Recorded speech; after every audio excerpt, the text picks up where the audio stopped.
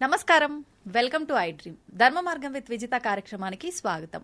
ప్రస్తుతం మనతో పాటు ఉన్నారు ప్రముఖ ఆధ్యాత్మికవేత్త, శ్రీ విద్యా ఉపాసకులు, ఎంతో మందికి మంత్రోపదేశం చేసిన గురువుగారు.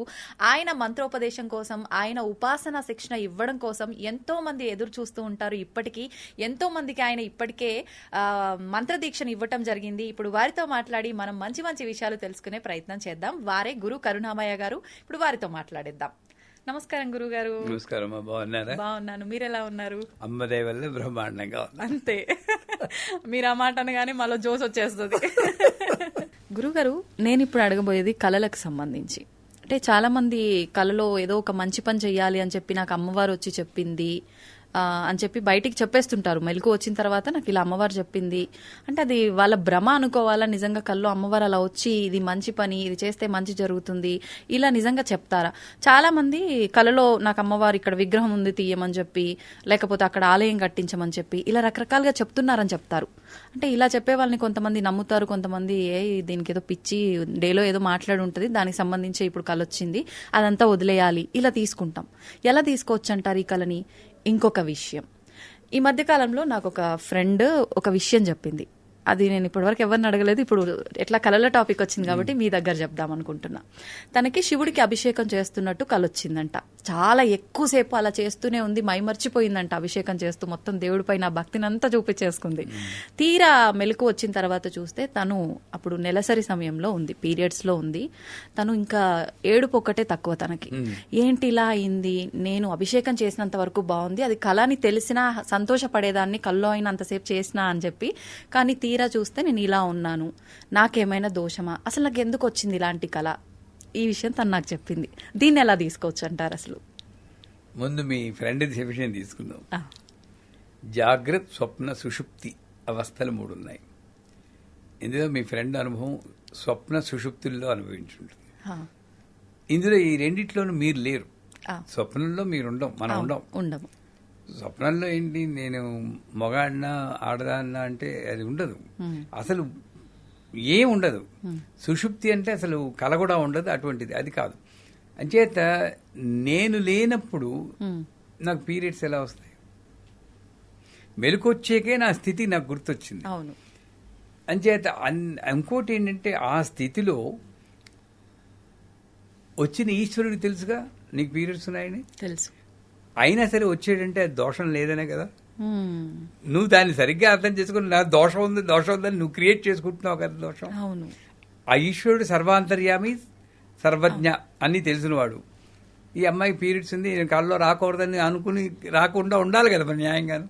అంతే. వచ్చేడు అంటే నీ ప్రయత్నము, నీ ప్రేమేం లేకుండా వచ్చిన దానికి నీ బాధ్యత ఎంత మాత్రం లేదు. ఇకపోతే మా గురువుగారు చెప్పారు, 2 ఉన్నాయి, విజన్ అండ్ మెమరీ లీక్ అని. కళలు అనేవి మోస్ట్లీ మెమరీ లీక్. ఈవిడికి 3 వంతులు శివరాత్రి ముందు వచ్చి ఉండాలి కళ. ఇది శివుడి గురించి ఆలోచిస్తుంటా కదా, శివరాత్రి ముందు కాబట్టి శివుడు వచ్చేస్తాడు. అవన్నీ మెమరీ లీక్లు. అంచేత మోస్ట్లీ మెమరీ లీకే ఉంటుంది. విజన్ అంటే ఏమిటి అని మా గురువుగారు అడిగితే, నీకు ఇంత ముందు చూడనటువంటి ఆకారాలు కానీ చూడలేటువంటి దృశ్యాలు కానీ కనబడితే నీ మెమరీకి బియాండ్ యువర్ మెమరీ, అది విషన్ అని గుర్తుంచుకోవాలన్నారు. ఇప్పుడు మా కళలో మధురై మీనాక్షి కనబడింది, మంచిదే, మెమరీ లీక్. ఆకాశంలోని పుష్పవర్షం కురిచింది, మెమరీ లీక్. కాకపోతే అరటి చెట్టు నుండి కలువు పువ్వు వచ్చింది, బుర్ర తిరిగిపోతుంది. ఎలా వచ్చింది? ఏదో ఉద్దేశం ఉంది. దీని మళ్ళీ వ్యాఖ్యానాలు చెప్పమని అడుగుతుంటాను. నాకు నా గురుగారితో కూర్చున్నప్పుడు కుంభాభిషేకం అప్పుడు, ఇక్కడ కూర్చో జపం, కళ్ళు మూసుకో అన్నాడు. అప్పుడు కళ నిద్రపోలేదు కూడా. మూసుకుంటే చుట్టూరా ఉన్న జనాలకు బదులు గాజులేసుకున్న చేతులు వచ్చి, భూమి మీద నుండి చేతులు వచ్చి ఇలా మా మీద అక్షతలు వేస్తుంది. మా మీద అక్షతలు పైనుండి పడాలి కానీ భూమి మీద నుండి రావడం ఏమిటి? అలా చూస్తూనే ఉన్నానమాట. లోపల మా గురువు గారి గురుపత్ని అన్నపూర్ణాంబ వచ్చి, ఎరసుబ్బు ఇక్కడున్నావేంటి? ఇక్కడే ఉన్నాను, గురువుగారి పక్కన కూర్చున్నాను.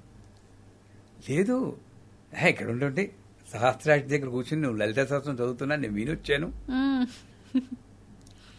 అంటే ఏమిటి, ఆ టైంలో శరీరానికి అతీతమైన అనుభవం కలిగింది. నేను ఇలా చూస్తున్నాను, నేను ఇక్కడే ఉంటే గురువుగారు నా వైపు చూసి నవ్వుతున్నారు, అది అనుభవం, అది విషన్ అని చెప్పి. కాకపోతే మరి కళ్ళలో అమ్మవారు కనబడి చేయమంది, అది చేయమంది అనుకుంటే ఓ పాజిటివ్గా తీసుకుని మెమరీ లీక్ అయినా కూడా మంచే కదా, చేస్తే పోయింది కదా, అది మెమరీ విజన్ అనుకుని నాకు అమ్మవారు గుడి కట్టించమంటే శక్తి ఉంటే గుడి కట్టిస్తే మన జీవితం బాగుపడుతుంది, 10 మందికి బాగుంటుంది. అదే ఎవరినో పొడి చేసినట్టు ఒక కళ వస్తుంది అనుకోండి, అది నేను మెమరీ లీక్ అనుకోవాలి. ఎవరి మీద నాకు కోపం ఉంది, అది దానికి మేనిఫెస్ట్ అయిపోయి పొడిచినట్టు అస్సలు పట్టించుకోకూడదు అనాలి. ఆ మెమరీ లేకని విజన్ కింద తీసుకోవాలి. దీన్నేమో అందుకే పీడకల్లని అందరూ అందరి దగ్గరికి వెళ్తూ ఉంటారు. స్వామి నాకు, మీకు కూడా చూడండి, ఒకప్పుడు దొంగాడెవడో ఇంట్లోకి వచ్చినట్టు మనం అరవాలనిపిస్తుంది, నోరు రాదు, అరుస్తున్నాం అనుకుంటాం. అవునా కాదా? అంటే ఏంటి, మీ మెంటల్ స్టేట్ ని బట్టి ఆ కళ వస్తుంటుంది. పీడకలు ఇవన్నీ వచ్చినప్పుడు చాలాసార్లు చచ్చిపోయినట్టు వస్తుంది, మనమే చచ్చిపోయినట్టు వస్తుంది, లేదా గొప్ప కష్టం వస్తున్నట్టు, బస్సు కింద పడిపోయినట్టు కూడా వస్తుంది.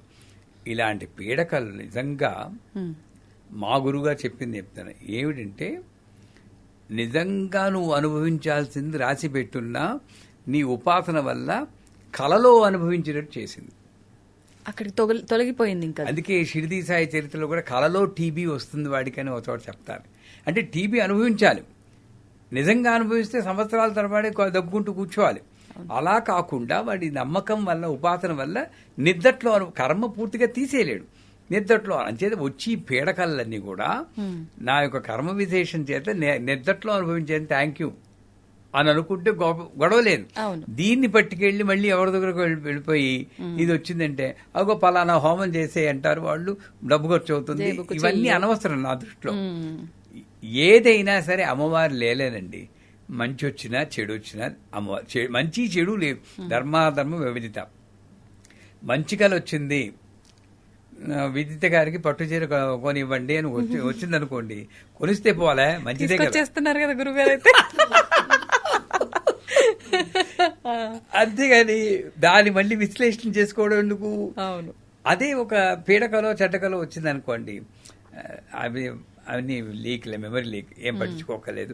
ఎప్పుడో నిజంగా జరగాల్సింది నా అదృష్టం బాగుంది, కల్లో అయిపోయింది, నిజంగా అయిపోతే ఎంత ఘోరంగా ఉండని అమ్మవారికి థ్యాంక్స్ చెప్పుకోవాలి, పీడకలకి అమ్మవారికి థ్యాంక్స్ చెప్పుకోవాలి.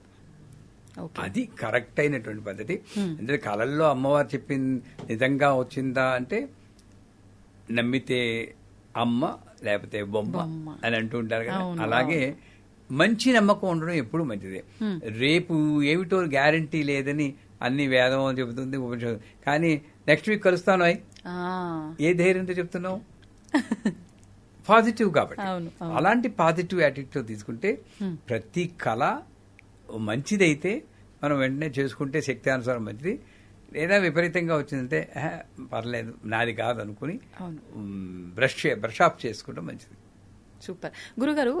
అంటే మీరు చెప్పిన దానికి నాకు ఆల్రెడీ అంత క్లియర్ అయిపోయింది. బట్ ఊర్లలో ఎక్కువగా పెద్దవాళ్ళు చెప్తూ ఉంటారు, అంటే పెళ్లికి సంబంధించిన కళ వస్తే ఎవరికో ఏదో జరగబోతుంది అని చెప్పి, నీళ్లు కళలో వస్తే కూడా మనకి ఏదో శోకం అని చెప్పి, ఇలా చాలా రకాలుగా చెప్తుంటారు. అవన్నీ పెర్మిటేషన్ కాంబినేషన్ థియరీ. 5 మందికి ఈ కళ వస్తే వాళ్ళ, ఇప్పుడు మా దీంట్లో శ్రీమంతం అలవాటు లేదండి అంటుంటారు. అవును అవును. ఎందుకు? శ్రీమంతం ఒక 4 సార్లు అటెంప్ట్ చేస్తే ఏ ముసలమ్మ వెళ్ళిపోయి ఉంటుంది, 70 ఏళ్ళ ఆవిడ. ముసలమ్మ ఎలాగా వెళ్ళాలి, వాళ్ళు శ్రీమంతానికి లింక్ పెట్టేస్తారు. ఈ శ్రీమంతం వల్ల ముసలం వెళ్ళిపోయేవారి 3 సార్లు 3 ముసలం వెళ్ళిపోతే ఇంక శ్రీమంతం మా ఇంట్లో రాలేదు. మాకు ట్రెండ్, మీ టీవీలో ట్రెండింగ్ అంటారు కదా, ట్రెండింగ్ అయిపోతుంది అంతే. అలాగ వచ్చిందే తప్పితే దీనికి దానికి అసలు లింక్ లేదండి. ఉండే స్వప్న, ఇప్పుడు ఏంటి, ఒకవేళ అలా వచ్చిందనుకోండి, స్వప్న వారాహి అని ఘోరే ఘోరే టాటా స్వప్నం టాటా అని ఒక మంత్రం ఉంది. స్వప్న వారాహి మంత్రం చదువుకుంటే ఒకవేళ అలా వచ్చినా కూడా ఆ దోషం మనకి తగలకుండా ఉంటుంది. అది లేదు ఒకవేళ ఆ ఫీలింగ్ ఉంటే మనం స్వప్నవారాహి మంత్రం చదువుకుంటే ఆ దోషం ఉండదు. సో అంచేత ఇది వస్తే అది జరుగుతుంది, అది వస్తే ఇది జరుగుతుంది. ఏమండి అంత ఉపాసన మనం చేస్తున్నామండి, అమ్మవారు వచ్చేసి నీకు లేదు అంత భక్తి ఎక్కడ చూపిస్తున్నాం మనం. అది ఆలోచించుకుంటే మనకి దీని గురించి పట్టించుకోము. అవును అవును, ఆ స్వప్నవారాహి మంత్రం చేసుకుని మామూలుగా ఉంటాం అనమాట. సంతోషం గురుగారు, చాలా అపోహలన్నీ కూడా క్లియర్ అవుతాయి ఈ వీడియోతో. చాలా మందికి కళ్ళ గురించి, పీడకళ్ళ గురించి ఇబ్బంది పడే వాళ్ళకి ఒక మంచి టాపిక్ ఇది నిజంగా. థ్యాంక్ యూ గురుగారు, ధన్యవాదాలు. నమస్కారం.